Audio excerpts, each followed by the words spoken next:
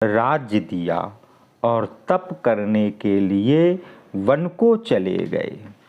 वे मार्ग में वन में विचार करते हुए चले कि या तो गंगा जी को लाऊंगा या प्राण ही दे दूंगा।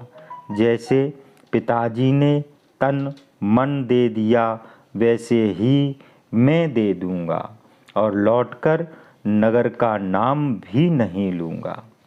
यह विचार करके तब राजा ने प्रबल तप किए। अपार समय बीतने पर देह त्याग दिया, परंतु कोई देवता प्रकट न हुआ। जिन गंगा जी के निमित्त राजाओं ने शरीर त्याग दिए, उनको छोड़कर मूर्ख लोग कुआं का जल पीते हैं। यहाँ भागीरथ ने मन में विचार किया कि बहुत दिन बीत गए, पिताजी नहीं आए। काकुत्स नामक भगीरथ के एक पुत्र था। उसे राज्य दिया और भगीरथ ने उसे अनेक राजनीति समझाई।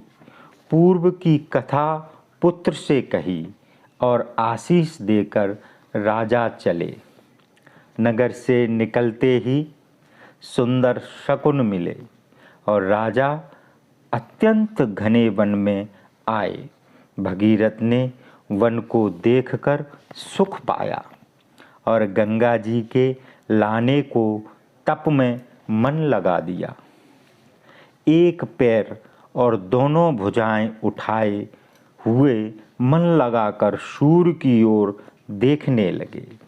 इस भांत 1000 वर्ष बीत गए, परंतु उन्होंने दिन रात जाते हुए नहीं जाने। राजा का घोर तप देखकर ब्रह्मा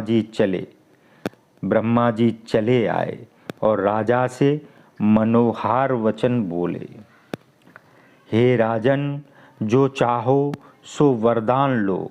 तब प्रणाम करके चतुर राजा बोले, हे प्रभु, जो मैं मांगना चाहता हूँ सो आप जानते हैं, फिर मुझसे मांगने को क्यों कहते हैं। हे प्रभु, तो भी मैं कहता हूँ कि यह वर दीजिए कि सब संतों की वृद्धि हो। और दूसरा वर हाथ जोड़कर यह मांगता हूँ कि सिद्धि की दाता गंगा जी भूतल पर आवें। ऐसा ही होगा। यह कहकर ब्रह्मा जी फिर बोले, गंगा जी तो ला दूंगा, पर उसे धारण कौन कर सकता है। हे राजन, छूटते ही वह तुरंत पाताल को चली जाएंगी, तब फिर पृथ्वी पर वापस नहीं लौटेंगी। इस कारण एक बात आपसे कहता हूँ कि जगत में शिवजी बड़े दयालु हैं। आज वे ही शिवजी गंगा जी को धारण कर सकते हैं, अतः उनका नाम जपने से ही आपका कार्य होगा।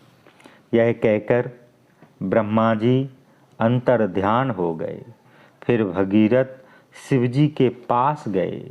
वे देवताओं के वर्ष तक अंगूठे के आधार पर खड़े रहे और बारंबार शिवजी का नाम उच्चारण किया। तब दयालु शिवजी आकर प्रकट हो गए। तब राजा ने हाथ जोड़कर विनती की। शिवजी बोले कि मैं गंगा जी को धारण करूँगा। फिर वे भगवान का ध्यान करने लगे। ब्रह्मलोक में गंगा जी ने शिवजी के वचन सुनकर मन में विचार किया कि मैं शिवजी सहित पाताल को चली जाऊंगी। जाते देर नहीं